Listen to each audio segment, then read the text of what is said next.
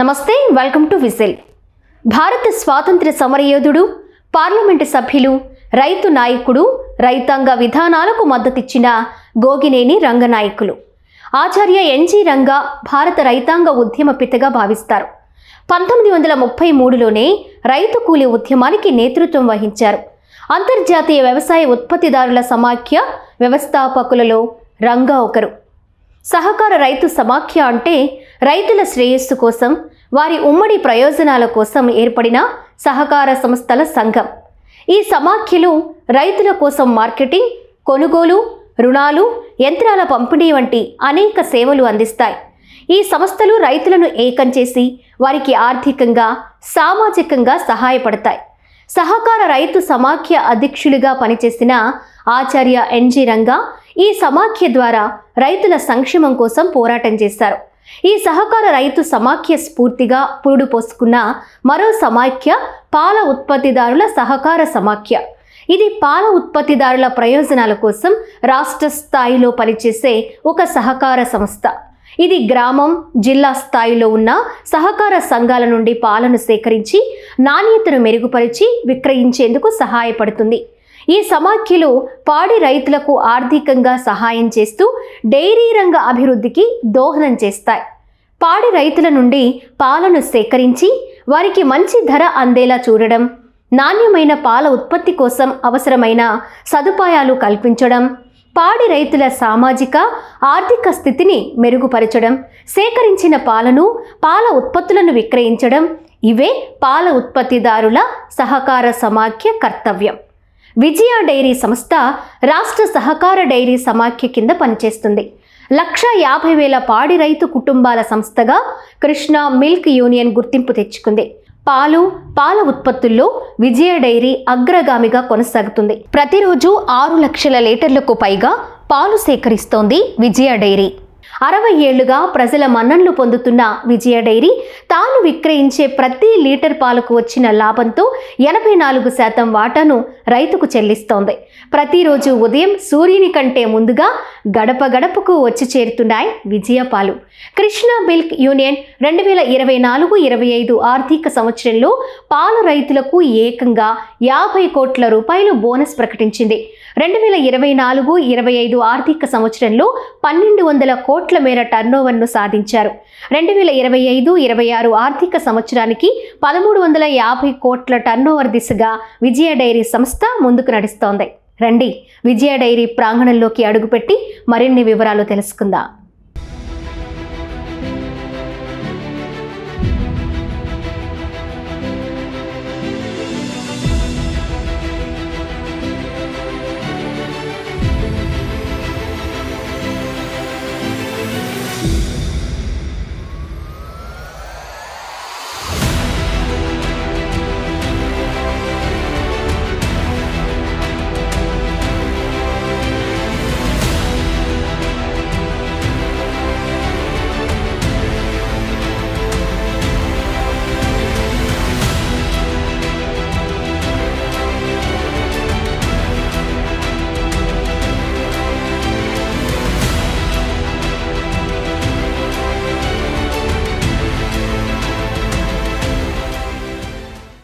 మనతో పాటు Krishna milk union విజయ dairy chairman Chalasani Anjaneyulu గారు ఉన్నారు. ప్రాజెక్టు కామధేను ప్లాంట్ సక్సెస్ అయ్యి కేవలం 2 సంవత్సరాల్లోనే అందుబాటులోకి తీసుకొచ్చిన దాంట్లో సార్ కృషి అపారమైంది. అసలు ఈ ప్లాంట్ స్టార్ట్ చేయాలని ఎలా అనిపించింది, ఎలా స్టార్ట్ చేశారు అనే విషయాలు కూడా సార్తో మాట్లాడి తెలుసుకుందాము. సార్ నమస్తే. సార్ నమస్కారం అమ్మా. Sir first of all congratulation sir. ఎందుకంటే ఇంత పెద్ద ఆటోమేషన్ ప్లాంట్ స్టార్ట్ చేయడంతో పాటు రీసెంట్గా మీరు ఒక అవార్డును కూడా, అద్భుతమైన అవార్డును కూడా అందుకున్నారు సార్. ఎలా అనిపిస్తుంది? నమస్కారం అమ్మా. విజిల్ ప్రేక్షకులకి అందరికీ కూడా నమస్కారాలు. చాలా సంతోషం అమ్మా. ఇది ఒక 6 దశాబ్దాలు. 1964లో ఆ రోజున ముత్యాల రాజా గారు, డాక్టర్ కొసరాజు రంగయ్య చౌదరి గారు, సిఎల్ రాయుడు గారు, కొంతమంది మహానుభావులు ఎర్నేని వెంకటేశ్వరరావు గారు, పర్వతనేని జగన్మోహన్ రావు గారు, ఇటువంటి వ్యక్తులందరూ కూడా కలిసి ఆ రోజు రైతులు తన తాకంగా మిగతా కుడితొట్లో పాలు పోసుకునేవారు. అటువంటి పరిస్థితిలో పామర్లో 64లో 250 లీటర్లతో ప్రారంభించినటువంటి కృష్ణా మిల్క్ యూనియన్ ఈరోజు ఈ 6 దశాబ్దాల్లో ఈ 60 వజ్రోత్సవ వేడుకలు జరుపుకున్న శుభ సందర్భంలో ఈ రకంగా 260 లీటర్ల నుంచి 6 లక్షల లీటర్ల వరకు ప్రొక్యూర్మెంటు రైతుల దగ్గర నుంచి సేకరించేటువంటి పాలనే వెళ్ళినటువంటి పరిస్థితులు, చాలా కష్ట నష్టాలని ఇబ్బందుల్ని కూడా ఎదుర్కొని ఆ రోజు చైర్మన్గా ఉన్నప్పుడు జానకరామయ్య గారి పరిస్థితులు కానీ, ఆ రోజు రాజేంద్ర ప్రసాద్ గారు చైర్మన్గా ఉన్నప్పుడు పౌడర్ ప్లాంట్ నిర్మాణం చేయటం కానీ, ఆ రోజు కాకాన వెంకటరత్నం గారు లాంటి వాళ్ళు ఫ్యాక్టరీ కట్టడంలో కానీ, డాక్టర్ వర్గీస్ కురియన్ గారు ఆ రోజు వీళ్ళందరితో కూడా కలిపి అక్కడ ఫ్యాక్టరీ అయితే బాగుంటుందని చెప్పి, విజయవాడ ఊరి చివర ఉంటుంది కాబట్టి అక్కడ పౌడర్ ప్లాంట్కి వాటికి ఇతర దేశాలకు ఎక్స్పోర్ట్ చేయడానికి రైల్వే పక్కన ఉంటుందని చెప్పి ఆ రోజున ఫ్యాక్టరీ నిర్మాణం చేసినటువంటి పరిస్థితి. తదనంతర పరిణామాల్లో కేంద్ర ప్రభుత్వం చౌదరి బ్రహ్మప్రకాష్ కమిటీని ఏర్పాటు చేసి దేశంలో ఉన్నటువంటి కోఆపరేటివ్ల మీద స్టడీ చేసే కార్యక్రమం ఏర్పాటు చేస్తే, ఆ రోజు ముఖ్యమంత్రిగా ఉన్నప్పుడు నందమూరి తారక రామారావు గారు ఇవాళ ప్రభుత్వాల్లో ఉంటే ఈ రైతులకు చెందిన సంస్థలు నష్టపోతాయనే ఉద్దేశంతో యూనియన్ని మ్యాక్స్ చట్టం ద్వారా ఆ రోజు ఒక 24 గంటల నిర్ణయాన్ని తీసుకుని అసెంబ్లీలో ప్రవేశపెట్టి ప్రభుత్వంలో ఉన్నటువంటి వ్యవస్థని రైతులకు అప్పగించారు. మ్యాక్స్ చట్టం అంటే రైతులకు పూర్తిగా వాళ్ళ స్వేచ్ఛా స్వతంత్రాలన్నీ కూడా అప్పజేసినటువంటి పరిస్థితిలో ఆ రోజు మ్యాక్స్ చట్టం ఏర్పడింది. దరిమిల తర్వాత పరిస్థితుల్లో 98లో డాక్టర్ వర్గీస్ కురియన్ గారు ఆ రోజు జానకరామయ్య గారి దగ్గర నారా చంద్రబాబు నాయుడు గారి దగ్గర కూర్చుని ఈ రోజున ఈ వ్యవస్థ ఇబ్బంది పడేటువంటి పరిస్థితి ఉంది, జీతాలు ఇవ్వలేనటువంటి పరిస్థితికి వచ్చిందమ్మా. అలాగే పేమెంట్స్ ఇవ్వడానికి కూడా ఇతర వ్యవస్థల దగ్గరికి కావాల్సిన వాళ్ళ కన్జ్యూమర్కి బిల్లింగ్ ఇవ్వాల్సిన వాళ్ళకి కూడా నెయ్యి అయి పంపించేటువంటి పరిస్థితి ఉన్నాయి. అటువంటి పరిస్థితిలో ముఖ్యమంత్రిగా ఉన్నప్పుడు చంద్రబాబు నాయుడు గారు 98లో 4 కోట్ల రూపాయలు రాష్ట్ర ప్రభుత్వం గ్రాంట్ ఇవ్వటం, అలాగే 4 కోట్ల రూపాయలు ఎన్డీడీబీ గ్రాంట్ ఇవ్వటం, 4 కోట్ల రూపాయలు ఎన్డీడీబీ లోన్ ఇవ్వటం, 12 కోట్ల రూపాయలు పెట్టి ఎన్డీడీబీ 8 కోట్లు, రాష్ట్ర ప్రభుత్వం 4 కోట్లు, 12 యూనియన్ ఒక 4 కోట్లు, 16 కోట్లు పెట్టి ఆ రోజు మీకు విఆర్ఎస్ గోల్డెన్ షేక్ హ్యాండ్ పథకం ద్వారా 967 మంది ఉద్యోగస్తులు గోల్డెన్ షేక్ హ్యాండ్ పథకం ద్వారా వాళ్ళు ఆ అమౌంట్ తీసుకుని బయటకు వెళ్ళిపోతే 2011 సంవత్సరం వరకు ఆ నష్టాల భూమిలో నుంచి బయటకు వచ్చి ఆ రోజు రామారావు గారు చేసిన యాక్ట్ ప్రభావం కానీ, చంద్రబాబు నాయుడు గారు చేసిన సహాయం కానీ, ఈ అన్నిటి వలన ప్రభుత్వం 2011 నాటికి నష్టాల బారిలో నుంచి లాభాలకి యూనియన్ నిదానంగా నిలదొక్కుని 2011 నుంచి బోనస్లు ఇవ్వడం మొదలుపెట్టి ఇవాళ వరకు సుమారు 800 కోట్ల రూపాయలు, అంటే రైతు తను గేదెల నుంచి తీసినటువంటి పాలని వ్యాపారం చేసి ఆ వచ్చిన లాభాలని పాలో, మజ్జిగో, పెరుగో, ఎన్నపోసో, స్వీట్స్ అమ్మి ఆ లాభాలని ఖర్చులు పోను ఇవాళ ఏదైతే కురియన్ గారి ఆలోచన 74% కనుక వినియోగదారుడి దగ్గర తీసుకునే దాంట్లో రైతుకి ఇస్తే మంచి యూనియన్ అని చెప్పేవారు. 83%, ఇవాళ 83-84% దాకా వినియోగదారుడి దగ్గర తీసుకునేటువంటి లీటర్ డబ్బుల్లో 84% డైరెక్ట్గా రైతుకి ఇస్తున్నటువంటి సంస్థ కురియన్ గారు. ఈ ఏ రకమైనటువంటి ఇంతమంది మహానుభావుల ఆలోచనలతో ఈ వ్యవస్థ నిలబెట్టారు. ఆ ఆలోచనలకు అనుగుణంగా 84% ఇస్తున్నాం. దాంట్లో భాగంగానే ఉన్నటువంటి ఫ్యాక్టరీ ఊరి దగ్గర ఉంది. భవిష్యత్తు ఇంకా అవసరాలకు అనుగుణంగా ఎక్స్పాన్షన్ ఉండాలనే ఉద్దేశంతో నేను చైర్మన్ అయినాక ఇక్కడ ప్రాంతంలో 23 ఎకరాల ల్యాండ్ కొని పశ్చిమ గోదావరి జిల్లా ఎన్ని ప్రొక్యూర్మెంట్కి దగ్గరగా ఉంటుందనే ఉద్దేశంలో 23 ఎకరాల ల్యాండ్ కొని 186 కోట్లు డిపిఆర్ అయితే దానికి కేవలం 165 కోట్ల రూపాయలతో మా పాలకవర్గ సభ్యులు కానీ అధికారులు కానీ అందరూ చాలా నీతి నిజాయితీతో అందరూ కూడా ఒక అంటే రైతుకు చేసే ప్రతి పని కూడా భగవంతుడితో సమానం అనే నైతిక విలువలతో ప్రతి ఒక్క వ్యక్తి పాలకవర్గ సభ్యులు అవ్వచ్చు, మా ఉద్యోగస్తులు అవ్వచ్చు, ప్రతిదీ కూడా ఎక్కడ క్వాలిటీలో కాంప్రమైజ్ అవ్వకుండా సివిల్లో కానీ మిషనరీలు కానీ ఇది మేము 6 లక్షలు మొన్న మీకు బుడవేరు వచ్చినప్పుడు 48 రోజులు ఆ ఫ్యాక్టరీ విజయవాడ ఫ్యాక్టరీ వాటర్లతో స్టాగ్నెట్ అయిపోయి 48 రోజులు ఆగిపోయింది. ఇదే ఫ్యాక్టరీ ఉండకపోతే కృష్ణా మిల్కిన్ చరిత్ర నో మోర్ ఊహించుటాకే భయం వేస్తుంది. అంటే 6 లక్షలు కూడా ఇక్కడ చేయగలిగాం. అంటే మా భవిష్యత్తులో ఇది ఇంకా 4-5 లక్షలు 11 లక్షలకి ఎక్స్పాన్షన్కి అనుగుణంగా మా సివిల్ వర్క్ అంతా కూడా జరిగింది. కొన్ని పరికరాలు కనుక ట్యాంకులో కొన్ని పరికరాలు ప్యాచనైజర్ పెట్టుకోగలిగితే ఇంకో 4-5 లక్షల వరకు పర్వాలా. అంటే నెక్స్ట్ జనరేషన్కి కూడా ఇంకొక 70-80 సంవత్సరాల వరకు ఇబ్బంది లేని విధంగా సివిల్ కానీ మెకనైజ్డ్ కానీ ఆ రకంగా ఆర్గనైజ్ చేసుకుని 186 కోట్లు అనుకుంది 165 కోట్లతో పూర్తి చేసామమ్మా.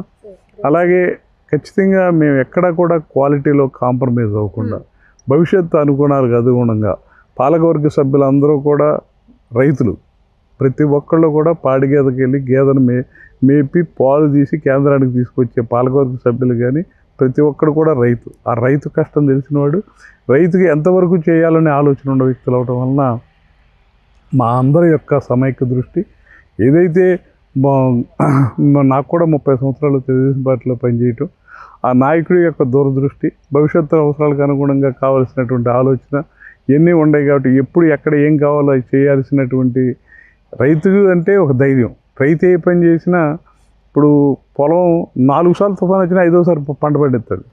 అంటే ఏంటంటే రైతు ఒక ధైర్యంతో ఉంటాడు. మేము కూడా ఆ ధైర్యంతోనే ఫ్యాక్టరీ నిర్మాణానికి మొదలుపెట్టాం.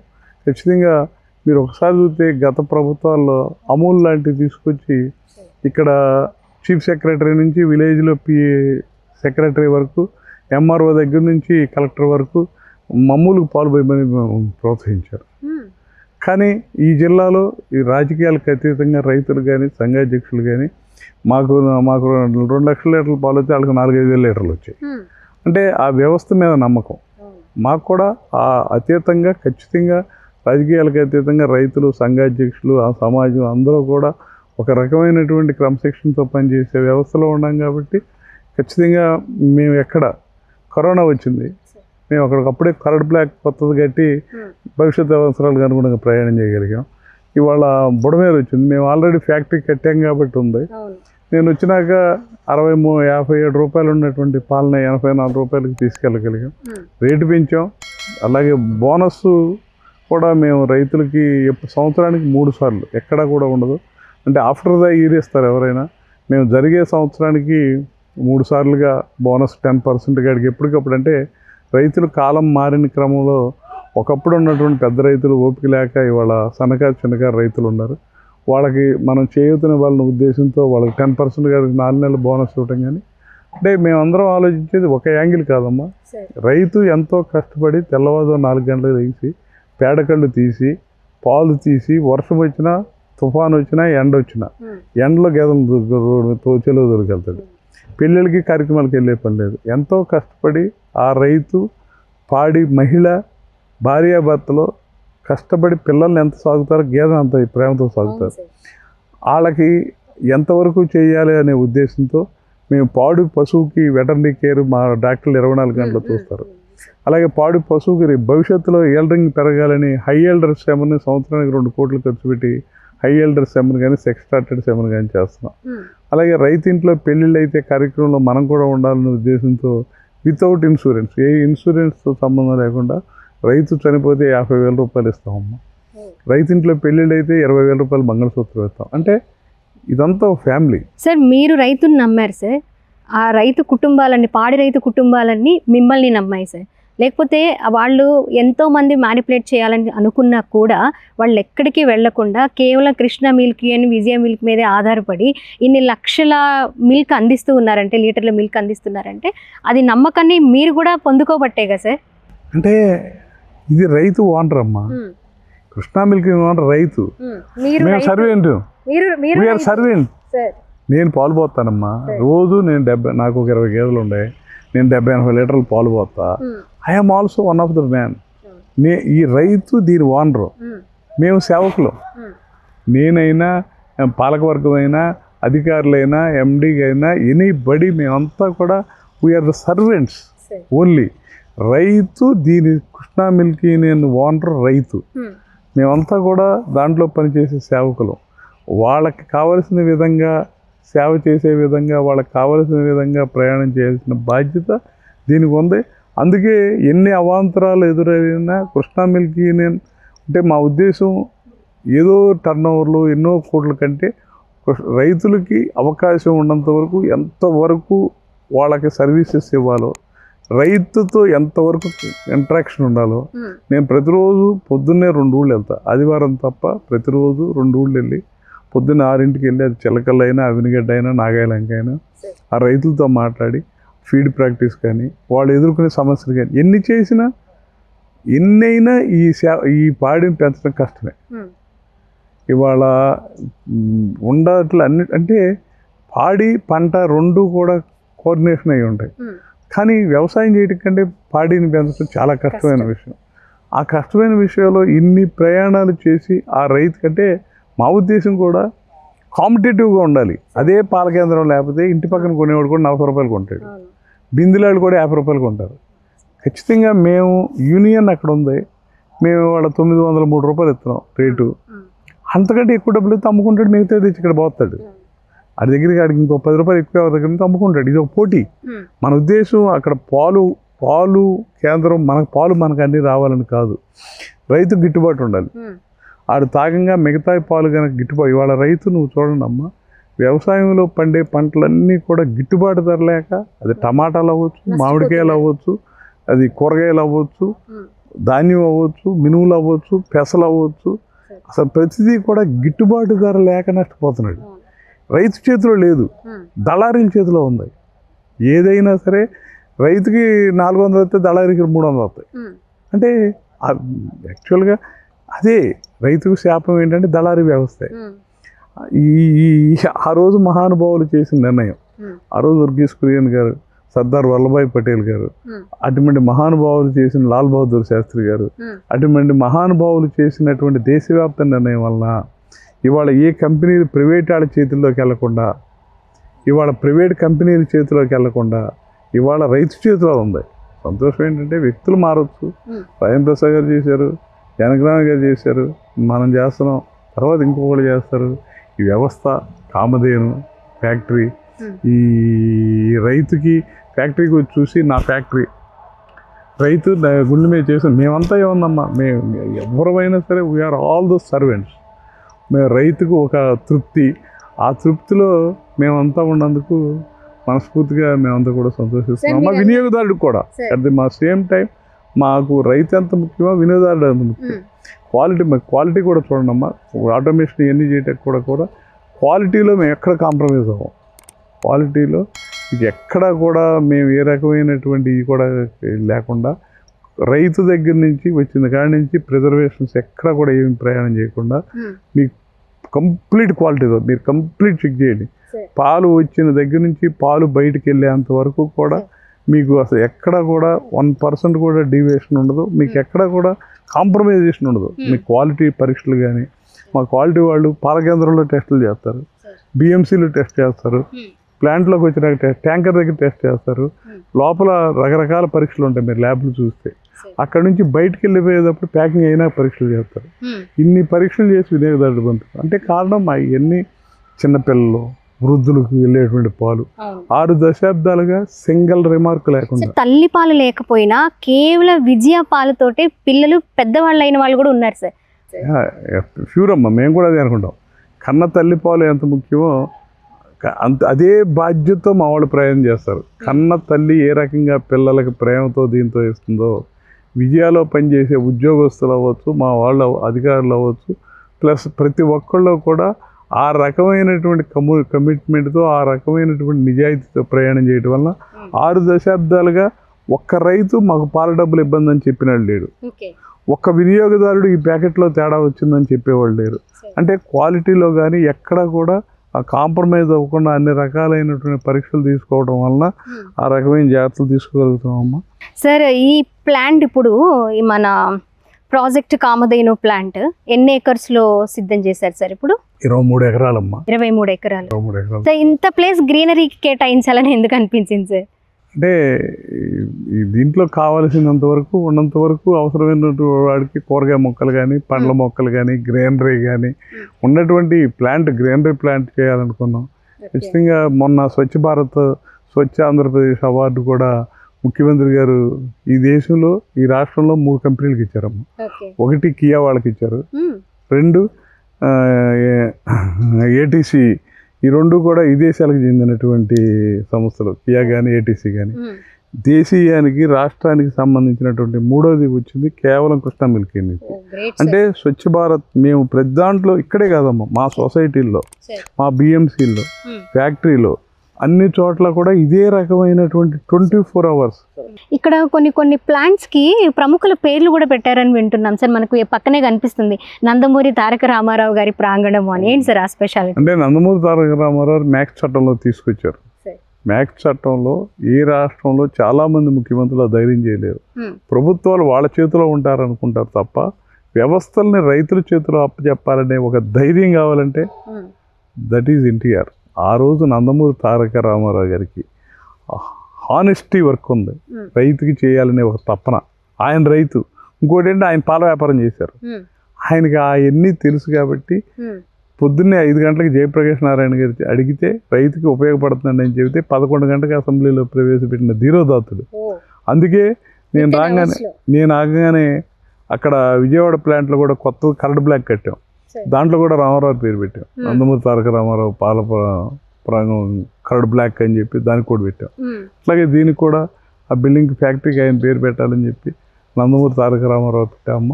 అట్లాగే డాక్టర్ వర్గీస్ కురియన్ గారు, ఏ రాష్ట్రం అయినా ఏ వ్యక్తి అయినా ఈ కోఆపరేటివ్ వ్యవస్థగా నిలబెట్టినటువంటి మహానుభావుడు. ఆయనకి అట్లాగే మా వాటర్ బేకి మిల్క్ ట్యాంకర్ బేకి ఆయన పేరు పెట్టామమ్మ. డాక్టర్ వర్గీస్ కురియన్ ట్యాంకర్ బే అని చెప్పి ఆయన దానికి పెట్టాం. అలాగే అన్నదాత, కృష్ణా జిల్లా రైతు బిడ్డ, అన్నదాత ఇటువంటి పెట్టి చాలా రైతులకు ఉపయోగపడేటువంటి పత్రికాముఖంగా చాలా రకాలైనటువంటి సందేశాలని రైతులకి మోటివేట్ చేయడంలో ఆయన పాత్ర ఉంది. ఆ చనిపోయినప్పుడే మేము కూడా అలాగే ఆ బ్లాక్కి మేము దానికి కూడా చెరుకూరు రామోజీరావు భవనం అని చెప్పి పెట్టడం. అలాగే యాక్చువల్గా 64లోనే వల్లభాయ్ పటేల్ గారు ఆ రోజున ఇతర దేశస్తులకు చెందినటువంటి ప్లాంట్స్ ఉండి వాళ్ళు పాలకు సరైన ధర ఇవ్వలేనటువంటి టైంలో ఇక్కడ ప్రాసెసింగ్ ప్లాంట్ ఉండాలి దేశంలో అని చెప్పి ఆ రోజున పటేల్ గారు కోఆపరేటివ్ రైతులను సమీకరించి ఒక కోఆపరేటివ్లుగా కొంతమంది సంఘాలను తయారు చేసి వాళ్ళ మన ప్రాసెసింగ్ ప్లాంట్ కూడా కురియన్ గారిని అప్పుడే ఇతర దేశాల్లో తిరిగి వస్తే పోలాస్ డైరీ అనే ఒక డైరీ, జర్మనీకి చెందినటువంటి ఒక డైరీ, వాళ్ళు రేటుకి రేటు ఒక రోడ్ల మీద రైతులు పారబోసినటువంటి పరిస్థితిలో ఆ రోజు పటేల్ గారు కురియన్ గారిని పిలిపించి ఆనంద్లో ప్రాసెసింగ్ ప్లాంట్ పెట్టి రైతుల సమీకరణతో ఒక సిస్టమ్ తయారు చేయమని చెప్పి లాల్ బహదూర్ శాస్త్రి గారికి వీళ్ళకి అప్పచెప్పి ఆయన చేసినటువంటి ప్రయోజనాల వలన ఈ రోజున ఈ కోఆపరేటివ్లో రైతుల చేతిలో ఉన్న వ్యవస్థకు మూల కారణం. కాబట్టి మాకు ఎడ్మిన్ బ్లాక్ కూడా సర్దార్ వల్లభాయ్ పటేల్ ఎడ్మిన్ బ్లాక్ అని పేరు పెట్టి ఆయన విగ్రహాన్ని పెట్టుకుంటాం. అంటే మహానుభావులు. మేము చిలకల్లో కూడా ముత్యాల రాజా గారి విగ్రహం పెట్టాం. అలాగే గుడ్లవల్లేరులో కూడా రంగయ్య చౌదరి, ఎర్నేని వెంకటేశ్వర కూడా జగన్మోహన్ రావు. అలాగే హనుమాన్ జంక్షన్లో కూడా నందమూరి తారక రామారావు, కాకాని వెంకటరత్నం. అంటే ఈ యూనియన్కి సంబంధించినటువంటి చరిత్ర కలిగిన వ్యక్తులందరినీ కూడా మనం స్మరించుకోవాలి. రేపటి తరానికి మనుషుల యొక్క చరిత్ర ఉండాలి అనే ఉద్దేశంతో మేము ఆ పేరు పెట్టడం, వాళ్ళ విగ్రహాలు పెట్టడం కూడా చేయడం జరిగిందమ్మా. సార్, ఈ ప్లాంట్లో లోపలికి రాగానే చాలా చక్కగా మంచి గ్రీనరీ. మీరు ఇంతకుముందు చెప్పారు మేము పెట్టిన పూల మొక్కలకు కానీ పళ్ళ మొక్కలకు కానీ ఒక్కొక్క స్పెషాలిటీ ఉందమ్మా అని చెప్పి. ఏంటి సార్ ఆ స్పెషాలిటీ? ఖచ్చితంగా కార్బన్స్ రిలీజ్ అయ్యే కార్బన్స్లో ఆ రకంగా ఎక్కడ కూడా వృధాగా పోకుండా వాటిని ఎక్కడ మీకు లోపల ప్లాంట్లోకి వెళ్ళినప్పుడు కూడా మీరు విశదీకరించి మామూలు చెబుతారు. ఆ రకమైనటువంటి వృధాగా పోనీయకుండా కావాల్సినటువంటి కార్బన్ డైఆక్సైడ్ ఏదైతే విడుదలవుతాయో వాటర్ కూడా మాకు క్లీనింగ్గా బయటకు వచ్చిన వాటర్, వృధాగా వెళ్ళే వాటర్ని ఈ ప్లాంట్కి వాడతాం. అంటే ఎక్కడ ఒక్క చుక్క నీరు కూడా మేము వృధాగా చేయం. ఈ ప్లాంట్కి కానీ, మొక్కలకు కానీ, పండ్ల మొక్కలకు కానీ, కూరగాయ మొక్కలకు కానీ ఆ రకమైనటువంటి వాటర్ రిఫ్లేట్ చేసినటువంటి వాటర్ని అన్నీ కూడా క్లీనింగ్ చేసిన తర్వాత ఆ వాటర్ని అన్నీ కూడా గ్రీనరీకి వాడుకుంటాం. కూరగాయ మొక్కలు గడికి వాడటం. ఆ కార్బన్స్ అవన్నీ మాకు వృధాగా ఏదైనా వచ్చినాయన్నీ కూడా వాటిని ఆర్గానిక్ కెమికల్ ఫెర్టిలైజ్ చేసి ఆ ఫెర్టిలైజర్ని వాడతారు. మొక్కలకు కూడా మా వాళ్ళకు వృధా మాకు పాలల్లో వీటిలో వచ్చినటువంటి కొన్ని ఇవి ఉంటాయి. వాటిని అన్నింటినీ కూడా తీసుకెళ్ళి మాకు వాటి ద్వారా మొక్కలకి ఉపయోగిస్తూ ఉంటారు. లోపలికి రాగానే మనకి ఆవు కనిపిస్తుంది సార్, కామధేను ప్లాంట్ అని. అది ఎక్కడి నుంచి తీసుకొచ్చారు సార్ మీరు? రాజస్థాన్ అమ్మా. రాజస్థాన్ మా ఎండి గారు చాలా జాగ్రత్తగా, అంటే అధికారులు వాళ్ళందరూ కూడా మా ఎండి గారు అలాగే అధికారులు ప్రతి ఒక్కళ్ళు కూడా ఒక ఇష్టంతో పనిచేస్తారు. మీకు ఈ ప్లాంట్లో ఏ గ్రీనరీ మీదైనా ఏ మొక్క మీదైనా ప్లాంట్లో జరిగే పరిస్థితుల మీదైనా మా అధికారులు ఇష్టం కనపడుద్ది. మా జిఎం గారు కానీ మా ప్రతి ఒక్కళ్ళు కూడా ఆ రకమైనటువంటి శ్రద్ధతో చేయటం వలన పాలకవర్గానికి ఏ ఆలోచన అయితే ఉందో కింద స్థాయిలో తూచా తప్పకుండా 100% ఆ రకంగా ప్రయాణం చేస్తూ ఉంటారు. అందుకని వీ గెట్ రిజల్ట్స్. ఇక్కడ జిఎం గారు సరిత్కారు అని ఉంటారు, అలాగే మిగతా ఆఫీసర్స్ ఉంటారు, అలాగే ప్రతి దగ్గర కూడా కింద నుంచి పై దాకా ఖాళీ టైంలో మధ్యాహ్నం నుండి మొక్కలు కూడా పని చేస్తారు. ఖాళీగా ఉండగానే బస్సు ఎక్కిపోయి లేదా ఫ్యాన్ కింద కూర్చుని నిద్రపోరు. మధ్యాహ్నం పూట సాయంకాలం పూట కూరగాయ మొక్కలు కాడ పళ్ళ మొక్కలు కాడ కూర్చుని ప్రతి మొక్క మీద వాళ్ళ టేస్ట్ ఉంటుంది. సార్, ఇప్పుడు వరకు మీరు అందరి గురించి, పాలకవర్గం గురించి, దీని వెనుక పనిచేసిన వాళ్ళ గురించి, వాళ్ళ కృషి గురించి చెప్తూ ఉన్నారు. మీ గురించి తెలుసుకోవాలని మేము అనుకుంటున్నాం సార్. ఇక్కడ ప్లాంట్ మీరు స్టార్ట్ చేయడానికి ముందు చాలా స్ట్రగుల్స్ ఉంటాయి. ఇప్పుడు 60 ఏళ్ల సుదీర్ఘ విజయాల వెనుక కొన్ని స్ట్రగుల్స్ కూడా అలాగే ఉంటాయి సార్. ఇక్కడ ప్లాంట్ స్టార్ట్ చేసే ముందు లేదా ఇప్పుడు ఏమైనా స్ట్రగుల్స్ ఉన్నాయి సార్? వాటిని ఎలా అధిగమించారు మీరు? నేను 92 నుంచి యాక్టివ్ పాలిటిక్స్లో ఉన్నానమ్మా. నేను పార్టీలో, తెలుగుదేశం పార్టీలో ఫ్రమ్ ది బిగినింగ్ 84 నుంచి పార్టీలో యాక్టివ్గా ఉండా. అలాగే 90 నుంచి నేను ఎంపీటీసీ సభ్యుడిగా ఉండా. నేను రాష్ట్రానికి ఎంపీటీసీ సంఘానికి సెక్రటరీ చేశా. అలాగే నేను సమన్వయకర్తగా చేశా. అప్పుడు నాకు సమన్వయకర్తగా చంద్రబాబు నాయుడు గారితో ఉత్తమ సమన్వయకర్త కింద అవార్డు తీసుకున్నాను. నేను రైతు అధ్యక్షుడిగా చేశా. నేను నియోజకవర్గ ప్రచార కార్యదర్శిగా చేస్తే నేను 9 రోజులు ఆమరణ నిరాహార దీక్ష, రైతుకు కావాల్సినటువంటి ఉద్యమాల మీద ఆమరణ నిరాహార దీక్ష చేశా. అలాగే నేను సమైక్యాంధ్ర ఉద్యమం చేసాం. దాన్ని 1,00,000 మందితో హనుమాన్ జంక్షన్తో మీటింగ్ పెట్టా. అంటే పార్టీ నాయకుడు క్యారెక్టర్, క్రెడిబిలిటీ, క్రియేటివిటీ ఒక మనిషికి ఉండాల్సిన ఈ 3 అని చెప్పేవాడు. నాకు నందమూరి తారక రామారావు గారు అంటే భగవంతుడితో సమానం. Chandrababu Naidu is the leader. నేను ఎప్పుడు ఆయన దగ్గరికి వెళ్ళి ఇది కావాలని అడగల. నాకు పదవి కూడా పార్టీని, ఆ రోజు జిల్లా పార్టీ కానీ ముఖ్యమంత్రి చంద్రబాబు నాయుడు గారు కానీ నన్ను పాలకవర్గ సభ్యుడిని చేశారు, చైర్మన్ చేశారు. అంటే నాయకుడి మనసులో ఏదైతే ఉందో, నాయకుడి ఆలోచనలు ఎట్లా ఉండే అట్లా ప్రయాణం చేశాను. నేను అసలు ఏ పదవిలో చేసినా ఐ ఫీల్ 100% సాటిస్ఫాక్షన్. నేను ఫుల్ టైం పనిచేశాను, అప్పుడైనా ఇప్పుడైనా. అంటే నాకు పూర్తిగా పనిచేస్తేనే నాకు సాటిస్ఫాక్షన్ ఉంది, సక్సెస్ ఉంది. మనం అనుకున్నది హానెస్టీగా పనిచేస్తున్నప్పుడు ఎవరికి దడవాల్సిన అవసరం లేదు. ఖచ్చితంగా ప్రాబ్లమ్స్, నేను ఈ ఫ్యాక్టరీ కట్టేటప్పుడు అమూల్ తీసుకొస్తున్నారు, ఈ ఫ్యాక్టరీ కట్టనివ్వరేమో, ఇబ్బంది అవుతుందేమో రకరకాలుగా మాడేవారు. I don't care. మన దగ్గర నిజాయితీ ఉన్నప్పుడు మన ఎవరు ఏమి చేయలేరు. అది అసలు ఎవరైనా, ఏ ప్రభుత్వాలైనా, ఏ అధికారులు, ఎనీబడి మన దగ్గర తప్పు ఉన్నప్పుడు ఎవరికైనా తడవాలి. నాకు ఫస్ట్ నుంచి నేను సమైక్యాంధ్ర ఉద్యమం చేసినప్పుడైనా, నేను ఆమరణ నిరాహార దీక్ష చేసినా, నేను ఏ పోరాటాలు చేసినా, నాకు అసలు ఎప్పుడు నాతో ఉన్నటువంటి సహచరులు, నా స్నేహితులు, నాతో ఉన్నటువంటి 30 ఏళ్ళ నుంచి నేను ఫస్ట్ రాజకీయాల్లో వచ్చినప్పుడు ఎవరున్నారు నాతో ఇవాళకున్నారు. లైఫ్లో నాకు ఒక్క మనిషి నా నుంచి వెళ్ళటం నాకు తెలియదు. నాకు ఇన్నేళ్ళ సర్వీసులు అంటే వాళ్ళు కూడా ఇష్టంతో ప్రయాణం చేసే వ్యవస్థలో మేమేమి ధనికులం కాదు, సామాన్య మధ్యతరగతి కుటుంబం. నాకు ఆ రకమైనటువంటి బాండింగ్ ఉండరు. కాబట్టి నేను అర్ధరాత్రి కూడా ఫోన్ చేసి రోడ్డు మీద ధర్నా చేయాలంటే నాకు 500 మంది ఇచ్చేవాడు. బికాజ్ ఆఫ్ వాళ్ళు నా మీద, మేమందరం కలిసి చేసిన ప్రయాణం. నాకు ఇది కూడా ఇవాళ 1200 సొసైటీలు ఉంటాయి. నాకు ప్రతి ఒక్క సంఘాధ్యక్షుడు వాళ్ళకి రకరకాల ఫీలింగ్ ఈవినింగ్ వరకు 100% ఆ కమిట్మెంట్, కంఫర్ట్తో ఉంటారు. నాకు కూడా ఓపెన్, వాళ్ళతో ఏదైనా కష్టంగా చేయగలం, చేద్దాం, చేయలేము అది ఇప్పటికి చేయాలి, నేను 100 రూపాయలు రేట్ చేయాలి కొన్నాళ్ళు అనుకుంటే ట్రై. నేను ఇప్పుడు 900 రూపాయలు వచ్చా, బోనస్తో కలిపి, బోనస్ కాకుండా 100 రూపాయలు చేయాలనుకుంటున్నా. అంటే వినియోగదారుల మీద భారం పడకుండా చేయాలి. ప్లాన్ అయితే ఉంది ఖచ్చితంగా. ఒక విజన్ మనం ఇక్కడ ఉంది, ఈ ఫ్యాక్టరీలు కట్టాం, రేపు ఇంకో ప్లాన్, ఇంకా భవిష్యత్తు ఏం చేయాలి. ఇప్పుడు నేను ఇవాళకి జరిగే సంవత్సరంలో బోనస్ ఇవ్వడంలో మనం ఫస్ట్. కానీ నేను ఇదే అమూల్ గుజరాత్లో బనస్కాంత్ డైరీని చూసా. వాళ్ళు ఇక్కడికి వచ్చి పాల్గొని ప్రొక్యూర్మెంట్ చేసి ₹10 బోనస్ ఇస్తారు. కానీ వాళ్ళ జిల్లాలో 17-18% ఇస్తారు. Because of 28% value added products చేస్తున్నారు వాళ్ళు. మేము 3-4% చేస్తున్నాం. అంటే మేము వెనకబడి ఉన్నాం. నా కళ్ళకి అదే కనపడుతుంది.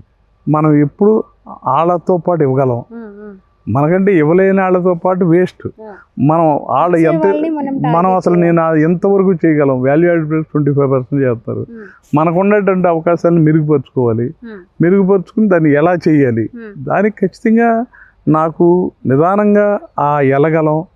మనం అంతర్జాతీయ స్థాయిలో కృష్ణా మిల్క్ని విజయాకి వాళ్ళ ఇతర దేశాల్లో కూడా మా క్వాలిటీస్, మా ప్రొడక్ట్స్ ఉన్నాయి, మా స్వీట్స్ ఉన్నాయి, మా ఐస్ క్రీమ్స్, బ్రెడ్ ఇవన్నీ కూడా క్వాలిటీ. ఎక్కడ మీరు చూడండి, మా బ్రెడ్ కానీ, ఐస్ క్రీమ్స్ కానీ, స్వీట్స్ కానీ హైజీనిక్గా మేము ఈ 6 ఏళ్లలో చాలా రకాల, నేను వచ్చినప్పుడు 600 కోట్ల టర్నోవర్ ఉండేది. ఇప్పుడు 1100 కోట్ల దాకా వచ్చాం. రేపు భవిష్యత్తులో ఇంకొక 4-5 ఏళ్లలో 2000 కోట్ల దాకా వెళ్ళాలనుకుంటున్నాం. దానికి రేట్ ఇవ్వాలనుకుంటున్నాం. ఇంకా బెటర్ సర్వీసెస్ పిల్లలకి ఏం చేయాలి, ఎడ్యుకేషన్కి ఏం చేయాలి, హెల్త్కి ఏం చేయాలి. నేను ఏటా హెల్త్ కేర్ ఇన్సూరెన్స్ కానీ, ఎంప్లాయీస్కి కానీ, రైతులకు కానీ, పాడి పశువులకు కానీ ఇన్సూరెన్స్ చేస్తాం, రైతులకు చేస్తాం. వాట్స్ ద బెటర్ థింగ్ అంటే ఇది నేను బాగా చేస్తున్నావు అని అనుకుంటున్నా. ఇంకా బాగా చేసేవాళ్ళు చాలామంది ఉన్నారు. వాళ్ళతో పోటీ పడాలి. కానీ అదే ఖచ్చితంగా ఏంటంటే చేయగలమని నమ్మకం ఉంది. కారణం ఏంటంటే అంత మంచి పాలకవర్గం, అంత మంచి సంఘ అధ్యక్షులు, అంత మంచి ఎంప్లాయీస్ అరౌండ్ ది క్లాక్. మా ఎంప్లాయీస్ కరోనా మొన్న బుడమేరు వచ్చినప్పుడు 70 కోట్లు నష్టం అవుతుంది అనుకున్నాం. కేవలం 24 గంటలు పనిచేసి వాసనలో, బురదలో, మురుగులు, ఇంతలో నీళ్ళల్లో పనిచేసి కేవలం 20 కోట్లు షిఫ్ట్ చేయటమే కదా. అక్కడ ఉన్నటువంటి ప్రొడక్ట్స్ మీకు పాలు, పెరుగు, నెయ్యి అన్నీ 8 అడుగుల వాటర్లో మునిగిపోయినాయి. చేయగలిగినంత బయటకు తీసుకొచ్చి నష్టం లేకుండా నెల రోజులు మా ఎంప్లాయీస్ డే అండ్ నైట్ పని చేశారు. ఖచ్చితంగా కేవలం 20 కోట్ల నష్టంతో బయటపడగలిగాం. అంటే ఈ కృషి ఎవరిది? ఎంప్లాయీస్. It's great. మేము కూడా వాళ్ళకి 2 నెలల బోనస్లు ఇస్తాం. మేము కూడా వాళ్ళకి చేయగలిగినంత ఇంకా బెటర్గా చేయాలి. వాళ్ళకి నేను వచ్చినాక ఇన్సూరెన్స్లు చెప్పాం, ఇంకా బెటర్గా చేయాలనుకుంటున్నాం. చేయడానికి ప్రయత్నం. చలసాని ఆంజనేయులు గారు కృష్ణ మిల్క్ అండ్ విజయ మిల్క్కి చైర్మన్ అయిన తర్వాత చాలా చేంజెస్ తీసుకొచ్చారు.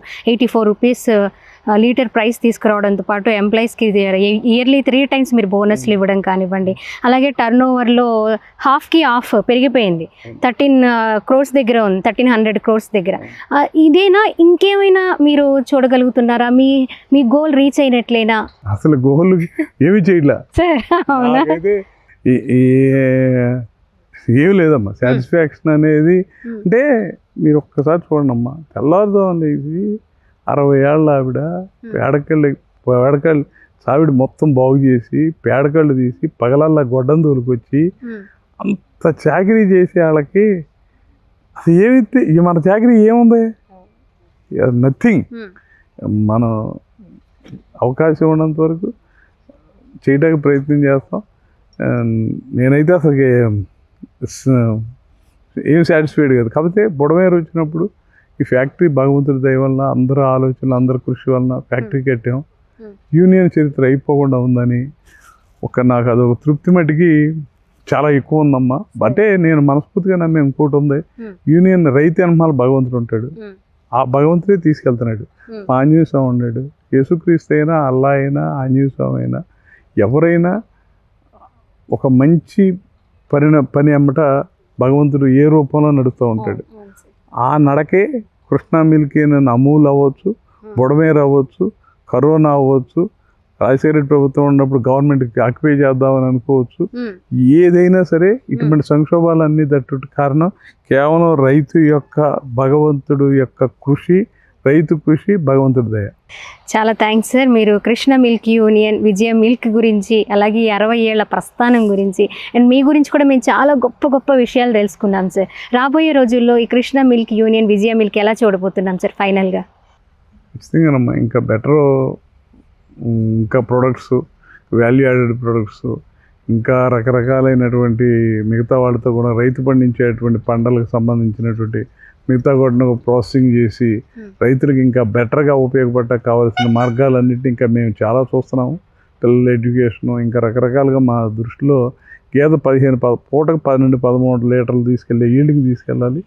అలాగే మీకు ఎక్కడ కూడా గేదెలు పూర్తిగా మీకు ఆరోగ్యవంతంగా ఉంటాకి లేదా ప్రతి సంవత్సరం ఒక దూడను పుడతాకి మీకు కన్వీనియన్స్ ఇది కూడా పెరగటానికి ఇవన్నీ కూడా మేము రకరకాలైనటువంటి పశు పోషణ రైతు పోషణ వీటన్నిటి మీద మాకు రకరకాలైనటువంటి ఆలోచనలు ఉన్నాయి. వాటన్నిటినీ బేరీ చేసుకుంటా మేము రైతుకి ఇంకా హైయెస్ట్ ప్రైస్ ఇవ్వడానికి ప్రయత్నం చేస్తా, లాభాలను ఇంకా పెంచడానికి ప్రయత్నం చేస్తా. ఇప్పటివరకు ఖర్చులు ఎక్కడ తగ్గించాలో అక్కడ తగ్గించడం వల్ల మేము విజయాలు సాధించగలిగాం. ఖచ్చితంగా భవిష్యత్తులో ఇంకా బెటర్గా చేయడానికి కావాల్సిన మేము ఏ రూపాయి ఖర్చు పెట్టినా 100 రకాలుగా ఆలోచించి పెడతాం.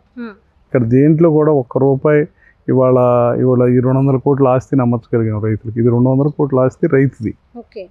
నేను వచ్చినాక బోనస్లు ఇస్తా, లాభాలు ఇస్తా, వ్యాపారాలు ఇస్తా. ఈ 200 కోట్లు ఈ 6 ఏళ్లలో ఇది సంపాదించిన ఆస్తి, రైతు ఆస్తి. ఇది రైతులకి ఎప్పటికప్పుడు అన్నీ చేస్తా అవి పోను రిమైనింగ్ రిజర్వ్స్తో సంపాదించిన ఆస్తి. ఇటువంటి రైతులకి చేయటానికి కావాల్సినటువంటి భగవంతుడు చంద్రబాబు నాయుడు గారు నాకు అవకాశాలు ఇచ్చారు, మా పాలకవర్గానికి మాకు అవకాశాలు ఇచ్చారు. అవకాశాలని వాళ్ళ ఏదైతే నాయకుడి దృష్టిలో వ్యవస్థను కాపాడటం ఆలోచన ఉందో, రైతును బాగుపరిచే ఆలోచన ఏదైతే నాయకుడి దృష్టిలో ఉందో ఆ ఆలోచన ప్రకారం నేను ప్రయాణం చేస్తాను. ఖచ్చితంగా దీంట్లో ఉన్నంత వరకు నేను ఆ వ్యవస్థను కాపాడే తీసుకుని ప్రయాణం చేయడానికి ముందుకు వెళ్తాను. Sir thank you sir. మరొకసారి 60 ఏళ్ల విజయ ప్రస్థానం గురించి మాకు తెలియజేసినందుకు thank you so much sir. ధన్యవాదాలు.